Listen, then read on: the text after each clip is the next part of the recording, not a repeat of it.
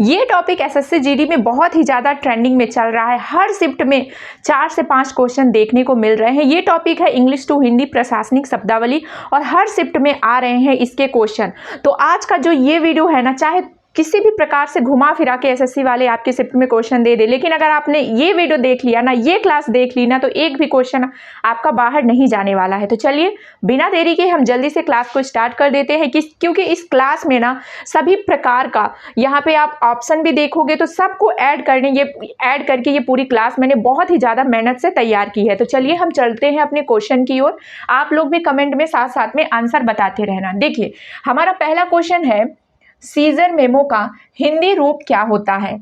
गिरफ्तारी वारंट, या फिर जब्ती ज्ञापन, या आरोप पत्र, या फिर गुप्त रिपोर्ट। 4 ऑप्शन आपको दिख रहे हैं, इसमें से एक मतलब होगा सीजर मेमो का। तो देखिए गिरफ्तारी वारंट का मतलब क्या होता है? Arrest warrant. गिरफ्तारी को इंग्लिश में क्या बोलेंगे? Arrest warrant.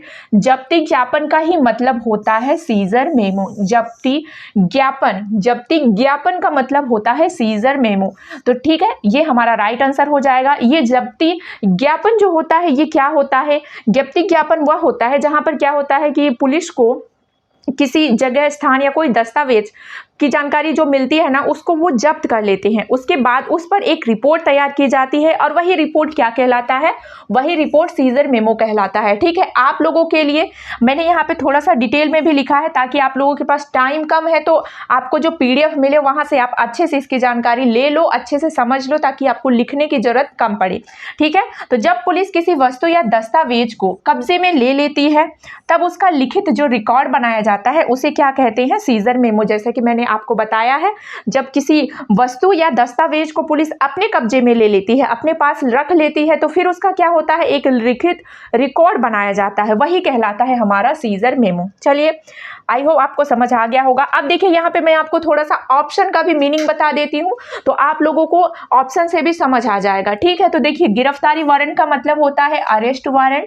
जब्ती ज्ञापन, इसका मतलब आपको मैंने बताया ही है, सीजर मेमो होता है। और आरोप पत्र यानी चार्ज सीट होता है। आरोप पत्र का मतलब क्या होता है? चार्ज सीट, इसी को ही हम आरोप पत्र कहते हैं। और ये भी गुप्त रिपोर्ट क्या होता है? गुप्त का मतलब क्या होगा? सीक्रेट। गुप्त का मतलब सीक्रेट और रिपोर्ट का मतलब रिपोर्ट ही होता है, तो सीक्रेट रिपोर्ट। ठीक है, चलिए अगले क्वेश्चन की ओर चलते हैं। अगला हमारा क्वेश्चन है, कस्टडी का हिंदी रूप क्या होता है? कस्टडी का हिंदी रूप क्या होता है? ये सभी से बन जाना चाहिए। कस्टडी का मतलब होता है हिरासत। ठीक है, कस्टडी का मतलब क्या होता है? हिरासत। हमारा बी ऑप्शन में दिया गया है, तो राइट आंसर क्या हो जाएगा? Option B. कस्टडी का मतलब होता है हिरासत।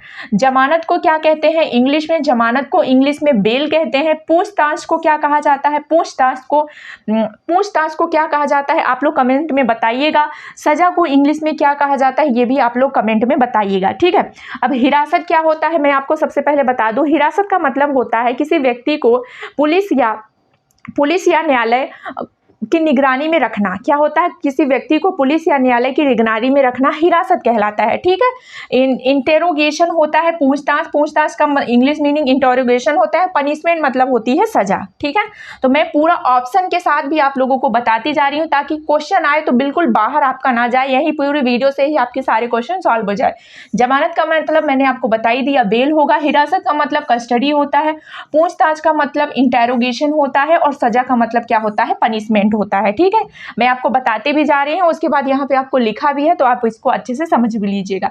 देखिए एफिडेविट का हिंदी रूप क्या होता है? एफिडेविट शब्द आप लोगों ने बहुत बार सुना होगा, तो एफिडेविट का हिंदी रूप क्या होता है? शपथ पत्र, न्यायाधीश, गिरफ्तारी आदेश, या फिर अभियोजन होगा। गिरफ्तारी आदेश किसको बोलते हैं? गिरफ्तारी अरेस्ट वारंट को बोलते हैं। अरेस्ट ऑर्डर को गिरफ्तारी आदेश बोलते हैं, तो ये तो बिल्कुल भी नहीं होगा। अभियोग पत्र, अभियोग यानी कि आरोपी पत्र या चार्जशीट बोलते हैं, तो ये भी हमारा नहीं होगा। न्यायाधीश, ये भी नहीं होगा। तो हमारा जो यहाँ पे एफिडेविट होता है, एफिडेविट का मतलब क्या हो जाएगा? शपथ पत्र होता है। एफिडेविट का मतलब क्या होता है? शपथ पत्र। तो जो हमारा राइट आंसर हो जाएगा ये हमारा शपथ पत्र हो जाएगा। शपथ लेकर दिया गया लिखित बयान जो होता है, शपथ लेकर दिया गया लिखित बयान, वो क्या कहलाता है? वो एफिडेविट कहलाता है। ठीक है, थोड़ा सा ऑप्शन पे गौर कर लीजिए। ऑप्शन में यहाँ पे शपथ पत्र होता है एफिडेविट, और न्यायाधीश का मतलब होता है जुडिशियल ऑर्डर। क्या होता है, न्याय के द्वारा दिया गया ऑर्डर। जुडिशियल ऑर्डर न्यायाधीश होता है, और गिरफ्तारी आदेश का मतलब होता है अरेस्ट ऑर्डर, और अभियोग पत्र का मतलब होता है चार्जशीट। ठीक है, चलिए अगले क्वेश्चन की ओर बढ़ते हैं। अगला क्वेश्चन है हमारा, चार्जशीट का हिंदी रूप क्या होता है। अब ये आप सभी से बन जाना चाहिए। चार्जशीट का हिंदी रूप होता है अभियोग पत्र, या फिर यहाँ पे इसको हम बोल देंगे आरोप पत्र, ये भी होता है इसका मतलब। ठीक है, ध्यान रखिएगा आप लोग अभियोग पत्र या फिर आरोप पत्र भी बोला जाता है चार्जशीट को। अब ये चार्जशीट क्या होता है, चार्जशीट वह होता है जिसमें किसी आरोपी या अपराधी का पूरी तरीके से अच्छे से उसको जांच कर लेने के बाद उसकी एक रिपोर्ट तैयार करके हमें अदालत में पेश करना होता है। तो वो जो रिपोर्ट होती है वो क्या कहलाती है, वो रिपोर्ट चार्जशीट कहलाती है। क्या कहलाती है, चार्जशीट कहलाती है। ठीक है, न्यायाधीश का मतलब अभी हम लोगों ने दिया, न्यायाधीश क्या होता है, कोर्ट ऑर्डर होता है या फिर जुडिशियल ऑर्डर होता है। ठीक है, गवाही पत्र क्या होता है, गवाही देना मतलब गवाह क्या कहलाता है, ये आप लोग बताइएगा। वारंट का इंग्लिश मीनिंग वारंट ही होता है। अब यहाँ पे देख लेना आप लोग, पुलिस द्वारा अदालत में प्रस्तुत आरोपों की रिपोर्ट चार्जशीट कहलाती है। क्या कहलाती है, चार्जशीट कहलाती है। गवाही पत्र को हम लोग क्या कहते हैं, आप लोग बताइएगा। तो देखिए, गवाही का मतलब होता है यहाँ पे विटनेस रिपोर्ट। ठीक है, विटनेस रिपोर्ट, गवाह देने के लिए तैयार की गई रिपोर्ट क्या कहलाती है, गवाही पत्र या फिर विटनेस रिपोर्ट कहलाती है। अभियोग पत्र चार्जशीट होता है, न्यायाधीश कोर्ट ऑर्डर होता है, और वारंट को वारंट ही कहा जाता है। ठीक है, चलिए अगला हमारा क्वेश्चन है, इन्वेस्टिगेशन का हिंदी रूप क्या होता है।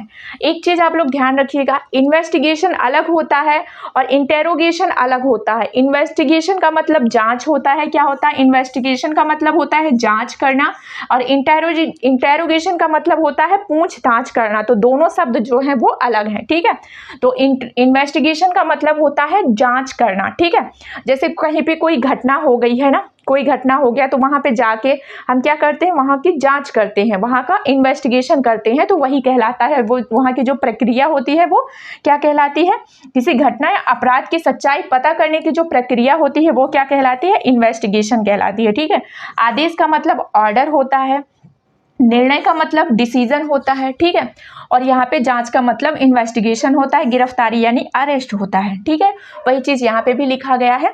चलिए अगला हमारा क्वेश्चन है यहाँ पे, एविडेंस का हिंदी रूप क्या होता है। एविडेंस का हिंदी रूप क्या होता है, साक्ष्य होता है, या अभियुक्त होता है, या शिकायत होता है, या फिर न्यायालय। अब आप लोग अभियुक्त शब्द कई बार सुन चुके हो मेरी ही वीडियो में, तो आप लोग बताइएगा अभियुक्त को और क्या कहा जाता है।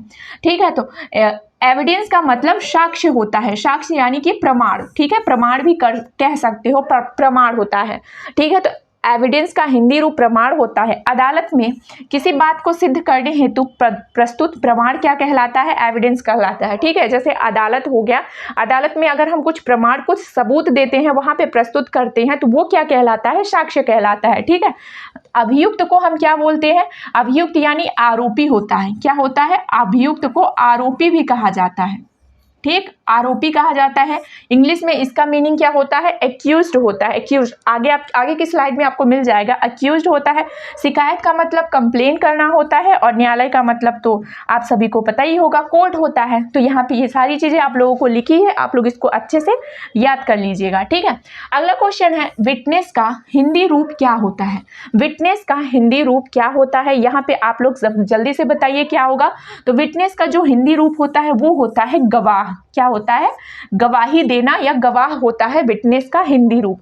ठीक है, अभियोजक को और क्या कहते हैं, आप सभी लोग बताइएगा। अभियोजक का मतलब क्या होता है, मुकदमा लड़ने वाला जो प्रक्रिया होती है, मुकदमा लड़ने वाला जो व्यक्ति होता है वो अभियोजक कहलाता है। अगर यहीं पे ना हो जाता तो अभियोजन का मतलब हो जाता है मुकदमा या केस लड़ने की जो प्रक्रिया होती है उसे अभियोजन कहते हैं। ठीक है, आरोपी का मतलब एक्यूज्ड होता है, या फिर इसे हम अभियुक्त भी कहा जाता है। ठीक है, न्यायाधीश का मतलब जज होता है। तो देखिए, गवाह का क्या मतलब होता है, जब व्यक्ति घटना देख कर अदालत में बयान देता है। जैसे कोई घटना आपने देखा और अदालत में जाकर, या फिर किसी घटना के बारे में आपको सच्चाई पता है, जानकारी पता है, तो आप अदालत में, न्यायालय में गए, वहां पे जो बयान आपने दिया वही क्या कहलाता है, गवाह कहलाता है। ठीक है, विटनेस कहलाता है। चलिए अगला हमारा यहाँ पे आप लोग देख लीजिएगा, यहाँ पे अभियोजक है। अभियोजक को क्या कहा जाता है? अभियोजक को प्रोसिक्यूटर कहा जाता है। अभियोजक को प्रोसिक्यूटर कहा जाता है। और जो अभियोजन होता है उसे क्या कहा जाता है आप लोग बताइएगा? गवाह जो होता है वो विटनेस कहलाता है। आरोपी को इंग्लिश में अक्यूज्ड कहते हैं। न्यायाधीश को जज कहा जाता है। ठीक है, चलिए अगला हमारा क्वेश्चन है यहाँ पे, अक्यूज्ड का हिंदी रूप क्या होता है? अक्यूज्ड का हिंदी रूप क्या होता है? अभी जस्ट मैंने बताया है। तो अक्यूज यानी आरोपी, आरोपी को क्या कहा जाता है? अभियुक्त भी कहा जाता है। आरोपी को अभियुक्त कहा जाता है, तो अक्यूज्ड यानी अभियुक्त या आरोपी होता है। ठीक है, तो देखिए, जिस व्यक्ति पर अपराध का आरोप लगाया जाता है उसे क्या कहते हैं भाई? आरोपी किसे कहा जाता है? अगर कोई व्यक्ति है उसके ऊपर मतलब अपराध का आरोप लगा है तो वो आरोपी कहलाएगा, अक्यूज्ड कहलाएगा। तो इसका राइट आंसर अक्यूज हो जाएगा। ठीक है, चलिए यहाँ पे आप लोग थोड़ा ऑप्शन को अच्छे से देख लीजिएगा। चलिए हम बढ़ते हैं नेक्स्ट क्वेश्चन की ओर। नेक्स्ट क्वेश्चन है, बेल का हिंदी रूप क्या होता है? बेल का हिंदी रूप क्या होता है? 4 ऑप्शन है, आप लोग जल्दी जल्दी आंसर बताइएगा। थोड़ा सा ऑप्शन को देख के आंसर बताइएगा। तो बेल का मतलब होता है जमानत। क्या होता है बेल का मतलब? ये सभी लोगों को पता होगा। बेल का इंग्लिश मीनिंग, बेल का हिंदी मीनिंग जो हो जाएगा वो जमानत हो जाएगा। ऑप्शन बी इसका राइट आंसर हो जाएगा। और जमानत क्या कहलाता है? अस्थायी रिहाई होता है। अस्थायी रिहाई होता है, व्यक्ति को छोड़ दिया जाता है कुछ समय के लिए, अगर जरूरत पड़ेगी तो उसे अदालत में पुनः उपस्थित होने के लिए बुलाया जाएगा। ठीक है, तो ये अस्थायी रिहाई होता है। ठीक है, पूछताछ क्या कहलाता है? इंटेरोगेशन पूछताछ कहलाता है। इन्वेस्टिगेशन जांच कहलाती है। और अरेस्ट गिरफ्तारी कहलाता है। कस्टडी जो है वो हिरासत कहलाता है। ठीक है, वही सारी चीजें यहाँ पे भी लिखा हुआ है। तो चलिए बढ़ते हैं नेक्स्ट क्वेश्चन की ओर। नेक्स्ट क्वेश्चन है, पैरोल का हिंदी रूप क्या होता है? ये सभी आप लोगों को बन जाना चाहिए कि पैरोल का मतलब क्या होता है, क्योंकि आप लोग ये शब्द सुन चुके हो मेरी ही क्लास में। ठीक है, तो बताइए कमेंट में पैरोल का हिंदी रूप क्या होता है। तो पैरोल का मतलब क्या होगा? स्थायी रिहाई यानी कि परमानेंट रिहाई होगा, या फिर अस्थायी रिहाई होगा, या न्यायिक आदेश होगा, या दंडादेश होगा। क्या होगा पैरोल का मतलब? पैरोल का मतलब होता है अस्थायी रिहाई। क्या होता है? अस्थायी रिहाई। ऑप्शन बी राइट आंसर हो जाएगा। अस्थायी रिहाई का मतलब क्या होगा? पैरोल का मतलब ये होता है, जैसे कोई अपराधी है, कोई व्यक्ति है अपराधी, तो उसको क्या किया जाएगा, मतलब कि वो तो उसको सजा मिल चुकी है, लेकिन अगर कोई विशेष कार्य होगा, जैसे उसके घर में शादी है या कोई उसके घर में व्यक्ति मर गया है, तो उसको कुछ समय के लिए रिहा किया जाएगा। ठीक है, अस्थायी रूप से रिहा किया जाएगा। ठीक है, तो वो क्या कहलाता है? पैरोल कहलाता है। देखिए यहाँ पे भी वही लिखा गया है। इधर आप लोग ऑप्शन में भी थोड़ा देख लेना। स्थायी रिहाई का मतलब होता है परमानेंट रिलीज। परमानेंट रिलीज का मतलब पूरी तरह से उसे रिहा कर दिया गया है। अस्थायी रिहाई का मतलब होता है टेम्परेरी रिहाई, जैसे कि मैंने आप लोगों को बताया है। न्यायिक आदेश का मतलब होता है जुडिशियल ऑर्डर। और दंडादेश, ये बहुत इंपॉर्टेंट शब्द है। दंडादेश का मतलब क्या होता है? Sentence order. ठीक है, दंडादेश का मतलब होता है सेंटेंस ऑर्डर। और दंडादेश का मतलब क्या होता है? उसको मतलब अदालत की तरफ से वो घोषित माना गया है वो व्यक्ति, अब उसे क्या होगा? दंड, यानी कि अब उसे अदालत सजा देगी, तो वो दंडादेश, दंड का आदेश दिया जाएगा, वो कहलाता है। ठीक है, यहाँ पे ये देखिए ये आ गया ना। प्रोसिक्यूशन का हिंदी रूप क्या होता है? प्रोसिक्यूशन का हिंदी रूप क्या होता है? तो प्रोसिक्यूशन का हिंदी रूप होता है अभियोजन। क्या होता है? अभियोजन, ना कि अभियोजक। प्रोसिक्यूटर क्या कहलाता है? अभियोजक कहलाता है। और प्रोसिक्यूशन क्या कहलाता है? अभियोजन कहलाता है। ठीक है, अब अभियोजन क्या होता है? देखिए, अदालत में आरोपी के खिलाफ अपराध सिद्ध करने वाले पक्ष को, आप सिंपल भाषा में समझिए, मुकदमा लड़ने की जो प्रक्रिया होती है, केस लड़ने की जो प्रक्रिया होती है, वो क्या कहलाती है? प्रोसिक्यूशन कहलाती है। ठीक है, प्रोसिक्यूशन समझ जाइएगा, ये होता है। चलिए अगला थोड़ा सा आप ऑप्शन देख लेना। यहाँ पे बचाव पक्ष को क्या कहते हैं? Defence side. ये आप सबसे बन ही जाएगा, काफी इजी है, डिफेंस साइड कहते हैं। हाँ, इसको आप ध्यान रखना। अभियोजन का मतलब होता है प्रोसिक्यूशन। और गवाही का मतलब होता है टेस्टिमनी। गवाही का मतलब क्या होता है? टेस्टिमनी, या फिर हम इसे विटनेस भी कहते हैं। अपील का इंग्लिश मीनिंग अपील ही होता है। ठीक है, चलिए नेक्स्ट हमारा क्वेश्चन है, जुडिशरी का हिंदी मीनिंग क्या है? जुडिशरी का हिंदी मीनिंग क्या होता है, ये आप लोगों को बताना है। यहाँ पे आप लोगों के पास 4 यहाँ पे ऑप्शन दिखा लिया गया है, कार्यपालिका, विधायिका और न्यायालय दिया गया है। तो इसका कार्यपालिका, विधायिका, न्यायपालिका या सचिवालय, ये चारों ऑप्शन में से बताइए। जुडिशरी का हिंदी मीनिंग क्या होगा, सब लोगों से बन जाना चाहिए। देखिए, कार्यपालिका को एग्जीक्यूटिव कहा जाता है, विधायिका को क्या कहा जाता है ये आप लोग बताइएगा, लेजिस्लेटर कहा जाता है। न्यायपालिका को क्या कहा जाता है, न्यायपालिका को जुडिशरी कहा जाता है। ठीक है, न्यायपालिका को जुडिशरी, तो ऑप्शन सी हमारा राइट आंसर हो जाएगा। और न्यायपालिका क्या होता है, ये देश की न्याय व्यवस्था संचालित करने वाली संस्था होती है, जहां पे न्याय व्यवस्था को संचालित किया जाता है, वहां पे न्याय होता है। ठीक है, तो ये हमारा जुडिशरी होता है। चलिए यहाँ पे आप लोग देख लेना, कार्यपालिका को एग्जीक्यूटिव कहा जाता है, मैंने बता ही दिया है। विधायिका को लेजिस्लेटर कहा जाता है, न्यायपालिका को जुडिशरी, और यहाँ पे सचिवालय को क्या कहा जाता है, सेक्रेटेरिएट कहा जाता है, सेक्रेटेरिएट कहा जाता है सचिवालय को। चलिए अगला हमारा क्वेश्चन है, कॉन्स्टिट्यूशन का हिंदी रूप क्या होता है। कॉन्स्टिट्यूशन का हिंदी रूप क्या होता है, ये सभी लोगों से बन जाना चाहिए, इसमें हालांकि बताने की जरूरत नहीं है। कॉन्स्टिट्यूशन मतलब होता है संविधान। क्या होता है, कॉन्स्टिट्यूशन मतलब संविधान होता है। देश के मूल कानूनों का दस्तावेज क्या कहलाता है, कानूनों का जो दस्तावेज होता है वो हमारा कॉन्स्टिट्यूशन कहलाता है, संविधान कहलाता है। ठीक है, अधिनियम को क्या कहा जाता है, अधिनियम को एक्ट कहा जाता है। आदेश को क्या कहा जाता है, आदेश को ऑर्डर कहा जाता है। ठीक है, इसी प्रकार नियमावली को क्या कहा जाता है, नियमावली को रेगुलेशन कहा जाता है। क्या कहा जाता है, रेगुलेशन नियमावली को कहते हैं। चलिए आप लोग कमेंट करते रहिएगा, बहुत ज़्यादा मेहनत लगती है इसको तैयार करने में, तो आप लोगों के लिए मैं ज़्यादा मेहनत कर रही हूँ। तो आप लोगों को कुछ नहीं करना है, वीडियो को शेयर करना है और प्यारा प्यारा कमेंट करना है। चैनल पे नए होंगे तो चैनल को सब्सक्राइब भी कर लीजिएगा आप साथ में। ठीक है, चलिए अगला हमारा क्वेश्चन है, नेशनल इंटीग्रेशन का हिंदी रूप क्या होता है। नेशनल इंटीग्रेशन का हिंदी रूप क्या होता है, राष्ट्रीय सुरक्षा, या फिर राष्ट्रीय एकता, या राष्ट्रीय विकास, या राष्ट्रीय आंदोलन। बताइए क्या होता है नेशनल इंटेरिगेशन का हिंदी रूप। तो नेशनल इंटेरिगेशन का जो हिंदी रूप होता है वो होता है राष्ट्रीय एकता। क्या होता है, राष्ट्रीय एकता। बहुत ज़्यादा इंपॉर्टेंट क्वेश्चन है ये बहुत इंपॉर्टेंट क्वेश्चन है। ये एग्जाम में आ भी चुका है, और ये एग्जाम में आ चुका है, तो इसको आप लोग बहुत अच्छे से ध्यान रखिएगा। हो सकता है फिर से दोबारा पूछ ले। तो नेशनल इंटेरिगेशन का मतलब होता है राष्ट्रीय एकता। ठीक है, अब ये राष्ट्रीय एकता क्या होता है, ये तो आप लोगों से बन जाना चाहिए। देश के लोगों में एकता और भाईचारा बनाए रखने की जो भावना होती है वो क्या कहलाती है, नेशनल इंटेरिगेशन कहलाता है। राष्ट्रीय सुरक्षा क्या कहलाएगा, नेशनल सिक्योरिटी। राष्ट्रीय सुरक्षा को इंग्लिश में बोलेंगे नेशनल सिक्योरिटी। राष्ट्रीय विभाग को नेशनल डेवलपमेंट बोलेंगे, और राष्ट्रीय आंदोलन को राष्ट्रीय मूवमेंट बोलेंगे। ठीक है, वही चीजें यहाँ भी लिखी गई है, आप लोग देख लीजिएगा। अगला हमारा क्वेश्चन है करप्शन। करप्शन का हिंदी रूप क्या होता है, बताइए आप सभी लोग। करप्शन का हिंदी रूप क्या होता है, भ्रष्टाचार, रिश्वत, अपराध या जालसाही। तो करप्शन का मतलब सभी को पता होगा क्या होता है। करप्शन का मतलब होता है हिंदी में भ्रष्टाचार।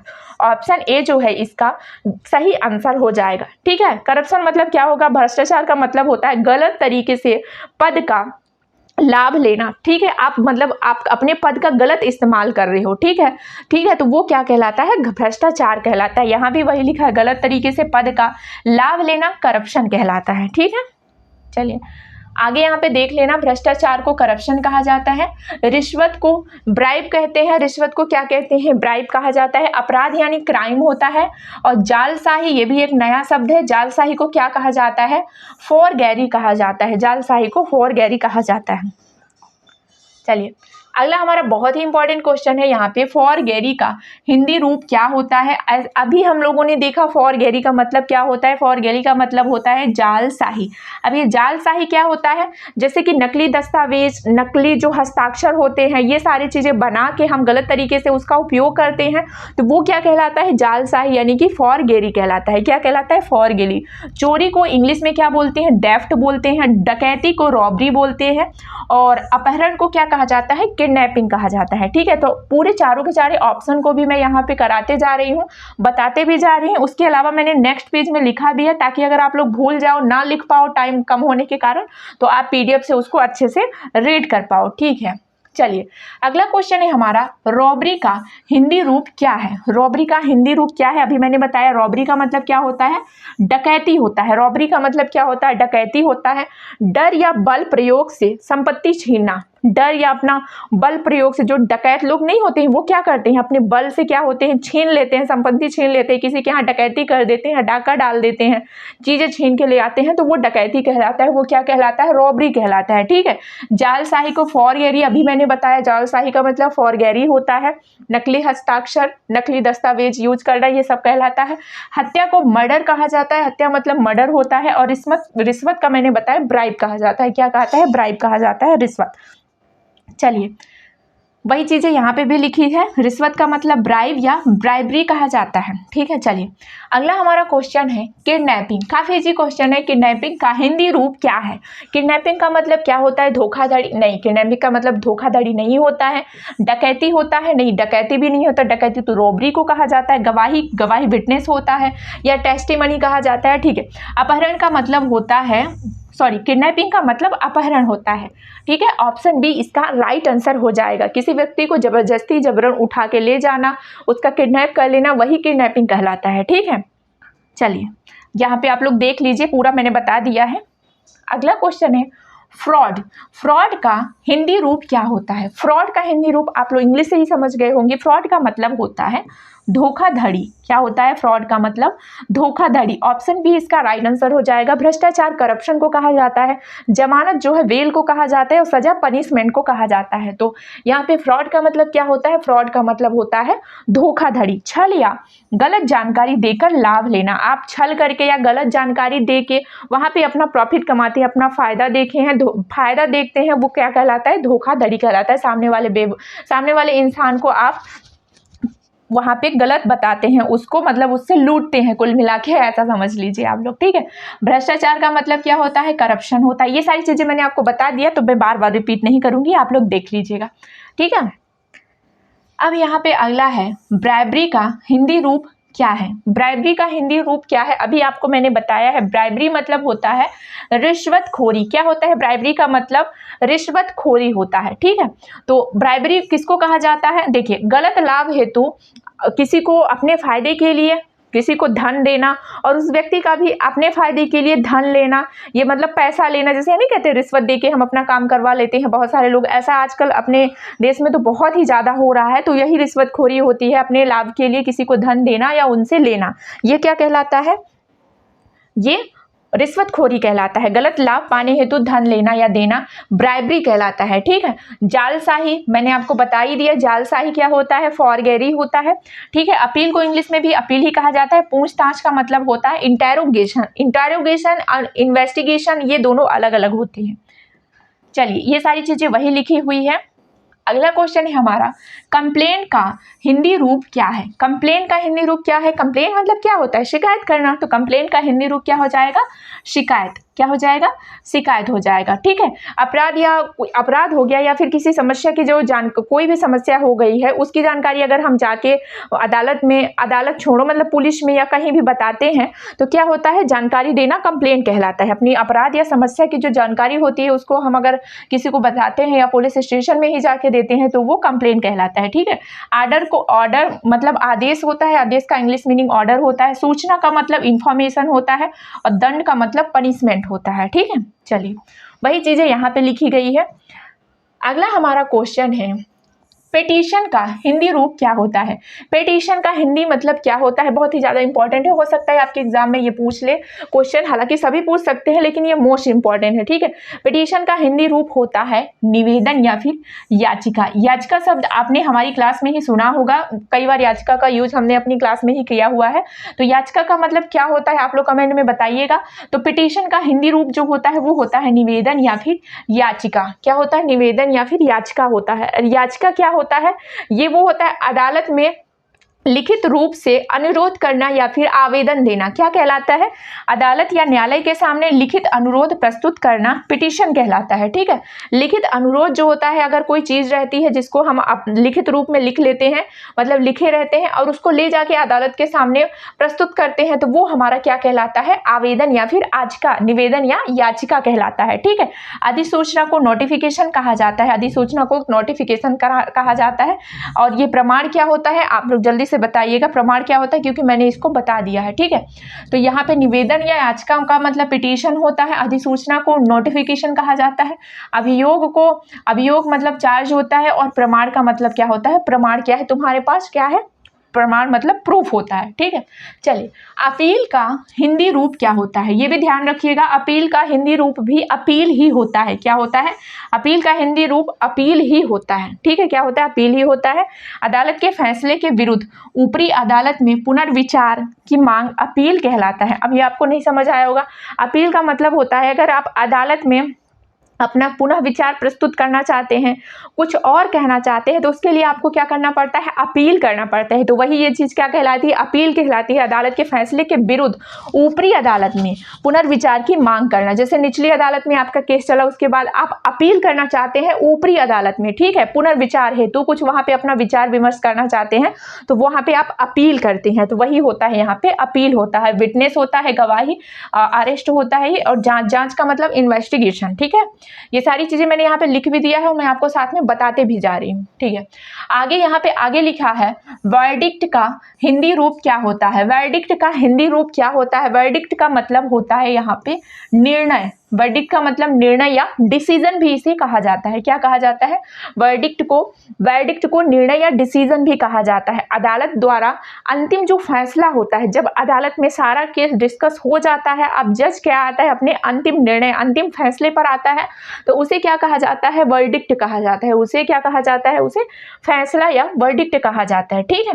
ये आपका ऑप्शन ए राइट आंसर हो जाएगा, ठीक है।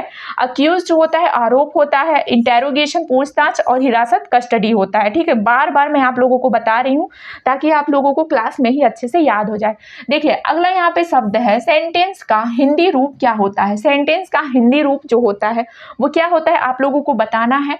साक्ष्य क्या होते हैं, प्रमाण होते हैं। प्रमाण का मतलब प्रूफ होता है, तो ये नहीं होगा दंडादेश। दंडादेश मतलब होता है, सेंटेंस का हिंदी रूप क्या होता है, दंडादेश। दंड का आदेश देना या सजा सुनाना दंडादेश कहलाता है। अरेस्ट हो जाएगा और ये अपील हो जाएगा, ठीक है। अगर कोई व्यक्ति दोषी सिद्ध हो गया है तो दोषी सिद्ध होने के बाद उसे सजा मिलती है, तो वो क्या कहलाएगा, दंडादेश कहलाएगा, ठीक है। ये अदालत द्वारा दी जाती है। चलिए अगला हम यहाँ पे आप लोग देख लेना, एविडेंस कहलाता है या प्रूफ कहलाएगा, साक्ष्य कहलाता है, सेंटेंस दंडादेश कहलाता है, और ये अरेस्ट गिरफ्तारी है, ठीक है। चलिए अगला क्वेश्चन है यहाँ पे हमारा, ट्राइब्यूनल का हिंदी रूप क्या है। ट्राइब्यूनल का हिंदी रूप क्या है, थाना, गलत हो जाएगा।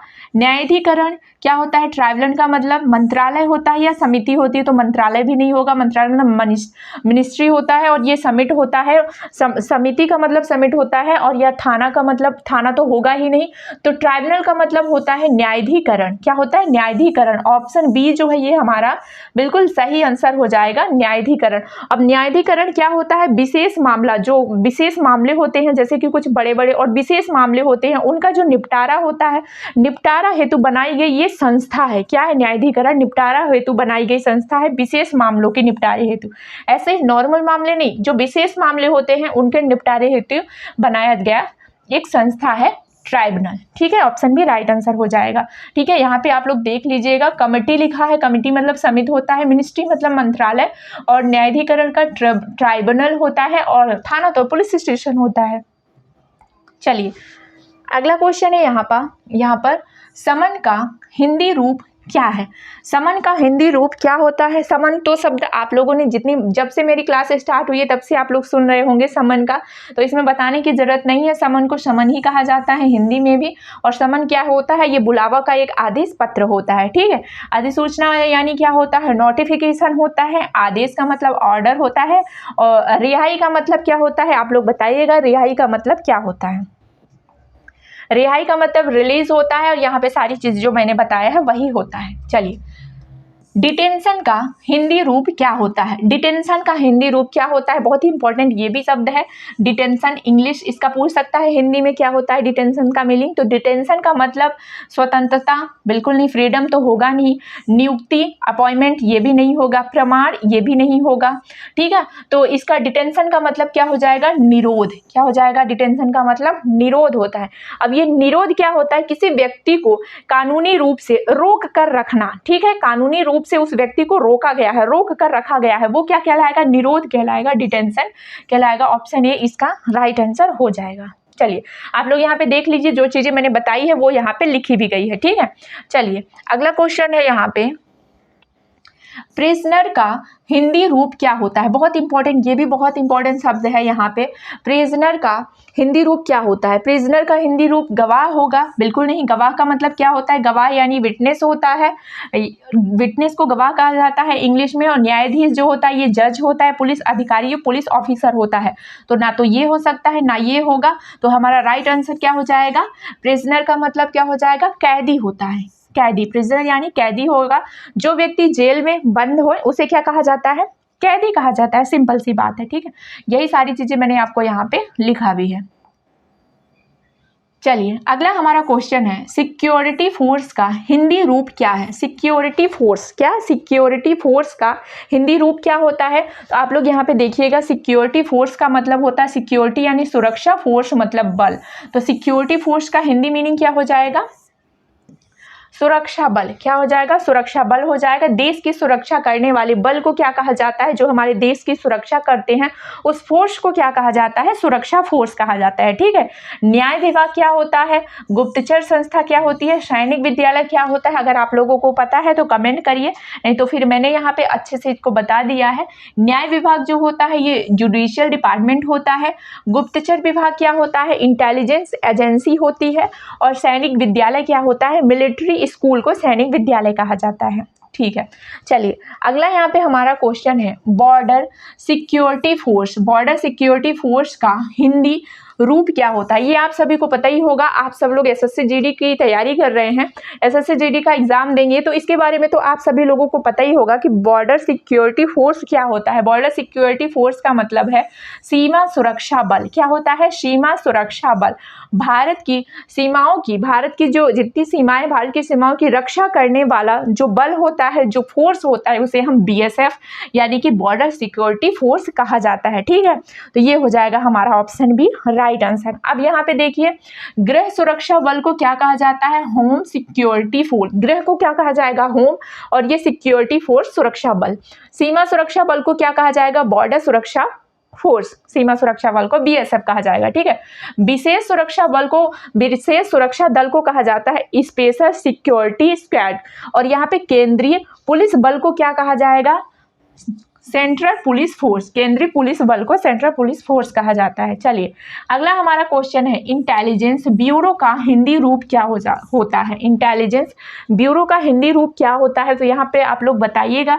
सुरक्षा आयोग, रक्षा समिति, न्याय परिषद, नहीं, ये तीनों नहीं होंगे।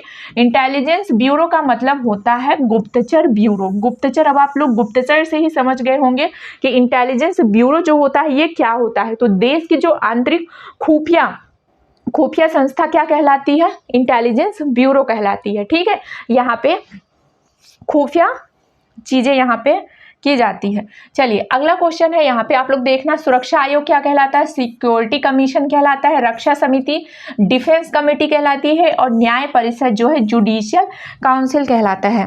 दोस्तों बहुत ज़्यादा मेहनत लगती है क्लास बनाने में, तो आप लोग प्लीज़ क्लास को ज़्यादा से ज़्यादा बच्चों तक शेयर करिएगा और प्यारा प्यारा कमेंट ज़रूर करिएगा, ठीक है। चलिए अगला क्वेश्चन है हमारा, हेडक्वार्टर का हिंदी रूप क्या होता है। हेडक्वार्टर का हिंदी रूप क्या होता है, सभी लोगों से बन जाना चाहिए। हेडक्वार्टर का हिंदी रूप हो जाएगा मुख्यालय। ऑप्शन ए जो है इसका राइट आंसर हो जाएगा। हेडक्वार्टर मतलब मुख्यालय होता है, ठीक है। किसी संस्था का मुख्य जो कार्यालय होता है, जो संस्था होती है उसका जो मुख्य कार्यालय होगा वो क्या कहलाता है, हेडक्वार्टर कहलाता है, ठीक है। थोड़ा सा आप लोग इसको भी देख लीजिएगा। शाखा कार्यालय को ब्रांच ऑफिस कहा जाता है और नियंत्रण कक्ष को कंट्रोल रूम कहा जाता है। क्या कहा जाता है, कंट्रोल रूम। इसको ध्यान रखिएगा थोड़ा सा। मंत्रालय तो ये मिनिस्ट्री को कहा जाता है। चलिए अगला हमारा क्वेश्चन है, कॉन्फिडेंशियल का हिंदी रूप क्या होता है। कॉन्फिडेंशियल का हिंदी रूप क्या होगा, कॉन्फिडेंशियल का हिंदी रूप होता है गोपनीय। क्या होता है, गोपनीय होता है, ठीक है। क्या होता है, गोपनीय। देखिए ये गोपनीय क्या होता है, जिस जानकारी को गुप्त रखा जाए, ठीक है, उसको मतलब फैला के अब किसी को बता के ना रखा जाए, गुप्त रखा जाता है, ठीक है। उसके बारे में किसी को पता नहीं होता है तो उसे क्या कहा जाता है, कॉन्फिडेंटाइल कहा जाता है। क्या कहा जाता है? कॉन्फिडेंटाइल कहा जाता है। ठीक है, तो हमारा ए जो है उसका राइट आंसर हो जाएगा। यहाँ पे गोपनीय का मतलब होता है, कॉन्फिडेंटाइल होता है, सार्वजनिक का मतलब पब्लिक होता है, मतलब सभी को पता है, और न्यायिक का मतलब जुडिशियल होता है, और आधिकारिक का मतलब ऑफिशियल होता है। ये सारी चीज़ें आप लोग ध्यान रखिएगा, बहुत ही इंपॉर्टेंट ये शब्द यहाँ पे दिए गए हैं। चलिए अगला क्वेश्चन है हमारा, नोटिफिकेशन का हिंदी रूप क्या होता है। देखिए नोटिफिकेशन आप सभी को पता होगा इंग्लिश में, लेकिन बहुत सारे लोगों को इसका हिंदी मतलब नहीं पता होता है। ठीक है, तो नोटिफिकेशन का मतलब होता है अधिसूचना। क्या होता है नोटिफिकेशन का मतलब? अधिसूचना। ठीक है, ऑप्शन ए इसका हमारा राइट आंसर हो जाएगा। सरकार द्वारा जारी आधिकारिक सूचना क्या कहलाती है? नोटिफिकेशन कहलाती है। जैसे आप लोग देखते होंगे कभी हमारा एडमिट कार्ड आया तो उसका नोटिफिकेशन आ जाता है, हमारी जो गवर्नमेंट साइट होती है उसमें ऑफिशियल नोटिफिकेशन आ जाता है। तो यही सारी चीज़ें क्या कहलाती है? नोटिफिकेशन का हिंदी में मतलब अधिसूचना कहलाता है। ठीक है, और यहाँ पे परिपत्र का मतलब क्या होता है? परिपत्र का मतलब होता है सर्कुलर। परिपत्र का मतलब क्या होता है? सर्कुलर होता है। ठीक है, आदेश ऑर्डर होता है। प्रतिवेदन का मतलब रिपोर्ट होता है। ठीक है, ये भी ध्यान रखिएगा।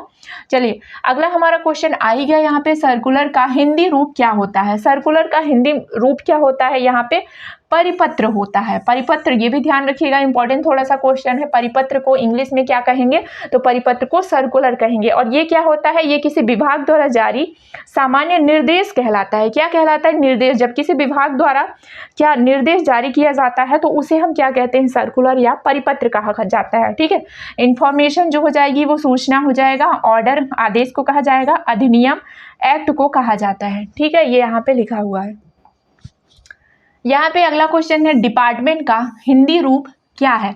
डिपार्टमेंट को क्या कहा जाता है? तो डिपार्टमेंट यानी विभाग होता है। डिपार्टमेंट का हिंदी रूप क्या होगा? ये सरल है, डिपार्टमेंट मतलब विभाग होता है। सरकारी कार्यों के अलग अलग डिपार्टमेंट होते हैं। ठीक है, क्या होते हैं? अलग अलग भाग जो होते हैं वो डिपार्टमेंट कहलाते हैं। अलग अलग डिपार्टमेंट नहीं होते, जो अलग अलग सरकारी कार्यों के जो अलग अलग भाग जो होते हैं वो डिपार्टमेंट कहलाते हैं। ठीक है, ये हो गया। अनुभाग को क्या कहा जाता है? अनुभाग यानी सेक्शन होता है। अनुभाग यानी सेक्शन होता है। विभाग यानी डिपार्टमेंट होता है। और मंत्रालय यानी मिनिस्ट्री होता है। और प्रकोष्ठ को क्या कहा जाता है? सेल कहा जाता है। क्या कहा जाता है?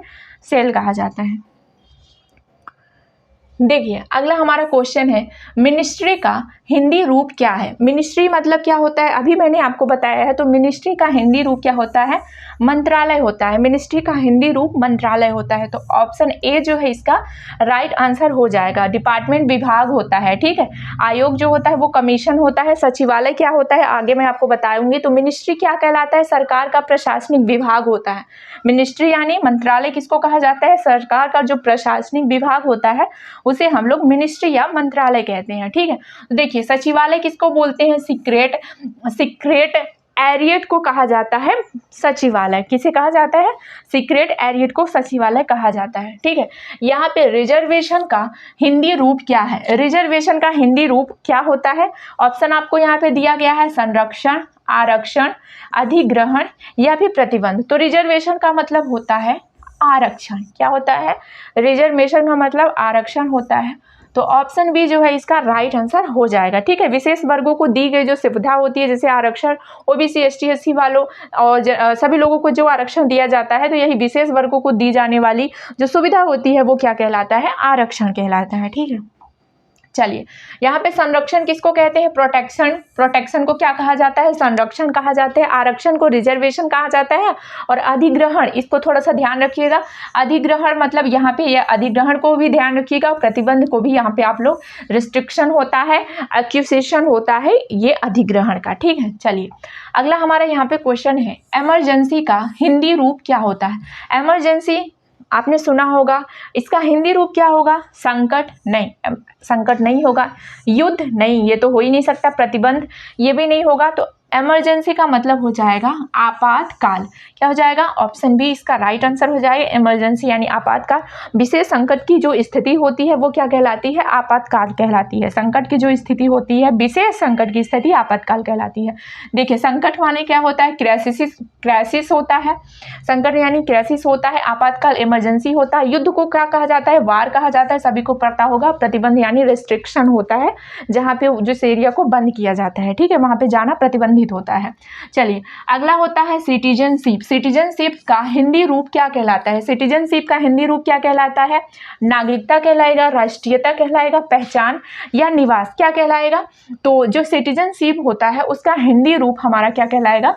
नागरिकता कहलाएगा। सिटीजनशिप यानी नागरिकता होता है, किसी देश का कानून नागरिक होने की स्थिति सिटीजनशिप कहलाती है। ठीक है, हर देश की अलग अलग नागरिकता होती है और किसी देश का कानूनी नागरिक होने की जो स्थिति होती है वो क्या कहलाती है? सिटीजनशिप यानी कि नागरिकता कहलाती है।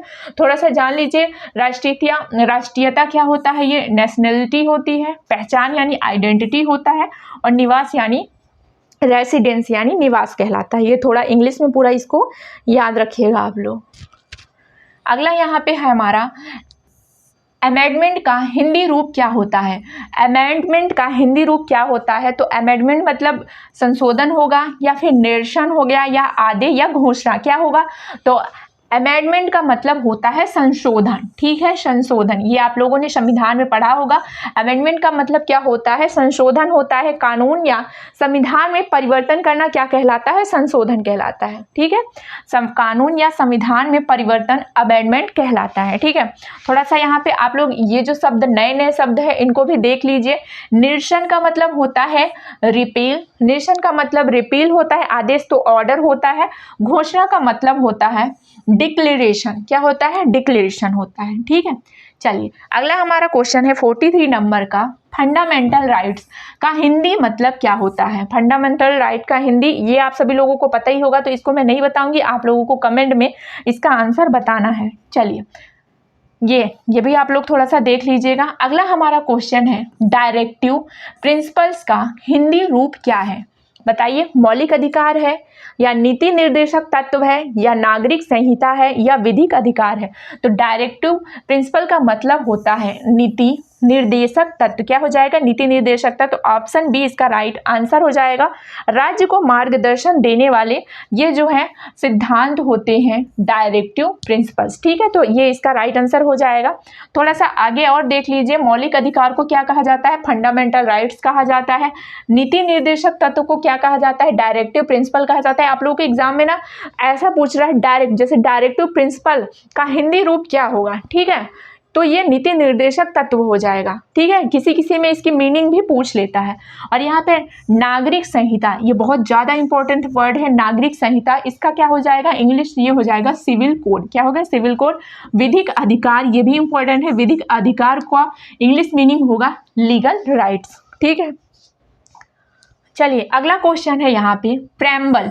प्रेम्बल का हिंदी रूप क्या होता है? बहुत इंपॉर्टेंट है ये भी। प्रेम्बल को हिंदी में क्या कहा जाता है? तो प्रेम्बल को कहा जाता है प्रस्तावना। अगर आप लोग क्वेश्चन को स्किप करके जैसे ऑप्शन को स्किप करेंगे, जैसे मान लो पहला ऑप्शन अनुच्छेद को आर्टिकल कहा जाता है, अनुसूची को क्या कहा जाता है, ये भी ये ध्यान रखिएगा, और अधिनियम को क्या कहा जाता है? एक्ट कहा जाता है। तो ऐसे जैसे आप ऑप्शन को स्किप करोगे तो आप लोगों से थोड़ा बहुत बनने के चांसेस बढ़ जाएंगे। तो प्रेम्बल यानी प्रस्तावना होता है और ये हमारा ऑप्शन ए राइट आंसर हो जाएगा। संविधान की प्रारंभिक भूमि, संविधान की शुरुआत हमारी कहाँ से होती है? प्रस्तावना से ही होती है। ये थोड़ा देख लेना। अनुच्छेद यानी आर्टिकल होता है, अनुसूची यानी शेड्यूल होता है और अधिनियम एक्ट होता है। चलिए अगले क्वेश्चन की ओर बढ़ते हैं। तो अगला हमारा क्वेश्चन है लेजिस्लेटर का हिंदी रूप क्या है? लेजिस्लेटर का हिंदी रूप क्या होता है? न्यायपालिका होती है या फिर विधायिका होता है या कार्यपालिका या पंचायत? तो लेजिस्लेटर मतलब क्या होता है? विधायिका। क्या होता है? लेजिस्लेटर यानी विधायिका होता है। कानून बनाने वाली संस्था, जो कानून बनाने वाली संस्था जो होती है वो क्या कहलाती है? विधायिका कहलाती है। ठीक है, चलिए यहाँ पे देख लीजिए आप लोग, न्यायपालिका किसे कहते हैं? जुडिशरी को न्यायपालिका कहा जाता है, मैंने पहले भी बताया है। विधायिका यानी लेजिस्लेटर कहलाता है और कार्यपालिका एग्जीक्यूटिव कहलाता है और पंचायत यानी काउंसिल। चलिए अगला है यहाँ पे एग्जीक्यूटिव का हिंदी रूप क्या होता है? अब जस्ट मैंने अभी आपको बता दिया है, तो आप लोगों को इसको कमेंट करके बताना है एग्जीक्यूटिव क्या होता है। तो देखिए एग्जीक्यूटिव का मतलब आपको बता देती हूँ। सरकारी नीतियों को लागू करने वाली संस्था जो होती है वो क्या कहलाती है? एग्जीक्यूटिव कहलाती है। एग्जीक्यूटिव यानी होता है, यहाँ पे आप लोग ध्यान रखिएगा, कार्यपालिका। क्या होगा? ऑप्शन ए कार्यपालिका। ये क्या करती है? सरकारी जो नीतियाँ होती है, नियम होते हैं, उनको लागू करने की ये संस्था है। ठीक है, चलिए अगला है यहाँ पे कार्यपालिका एग्जीक्यूटिव होता है, न्यायपालिका जुडिशरी होता है और संसद को पार्लियामेंट कहा जाता है, आयोग को कमीशन कहा जाता है। देखिए अगला क्वेश्चन है वारंट का हिंदी रूप क्या होता है। वारंट का हिंदी रूप क्या होता है आप लोग बताइएगा। वारंट को हिंदी या इंग्लिश में वारंट ही कहा जाता है या फिर इसे परवाना भी कहा जाता है, तो ये आप लोग ध्यान रखिएगा, बहुत ही इंपॉर्टेंट है। और ये सारी चीज़ों का, ये आदेश को क्या कहा जाएगा, सूचना पत्र को क्या कहा जाएगा, ये सभी को आप लोगों को कमेंट में बताना है, क्योंकि ये सारे शब्द हमारे क्वेश्चन में ऑलरेडी आ चुके हैं। ठीक है, अदालत द्वारा जारी कानूनी आदेश क्या कहलाता है, वारंट कहलाता है। ठीक है, ये अदालत द्वारा जारी होता है, ठीक है, गिरफ्तारी के लिए। ठीक है, आदेश यानी ऑर्डर होता है, ये सब आप लोगों को बताना है।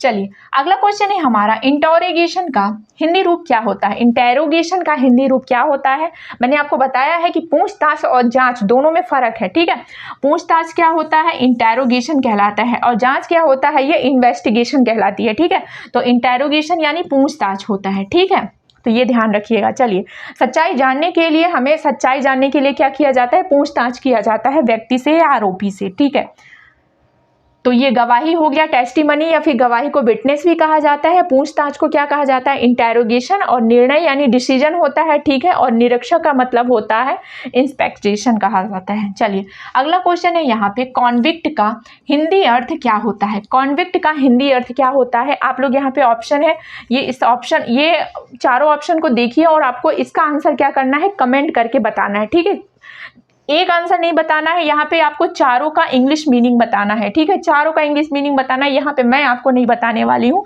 तो कॉन्विक्ट का हिंदी रूप क्या होता है ये आपको बताना है पूरे ऑप्शन के साथ। तो दोस्तों कैसी लगी क्लास, ये बहुत ज़्यादा मेहनत से मैंने ये क्लास को बनाया, आप सभी को पता ही होगा कितनी ज़्यादा गर्मी है, तो फिर भी मैं आप लोगों के लिए नई नई क्लास लेके आ रही हूँ ताकि आप लोग अच्छे से कर पाएँ। तो अगर आप लोग नए टॉपिक पर किसी में वीडियो चाहते हैं तो ज़रूर बताइएगा, मैं पूरी कोशिश करूँगी उस टॉपिक पर वीडियो लाने की। तो ये क्लास आप लोग ज़्यादा से ज़्यादा बच्चों तक शेयर करिएगा, और हाँ चैनल पे नए हैं चैनल को सब्सक्राइब करिए, एक प्यारा सा कमेंट करिए और वीडियो को बहुत सारे लोगों तक पहुंचाइए।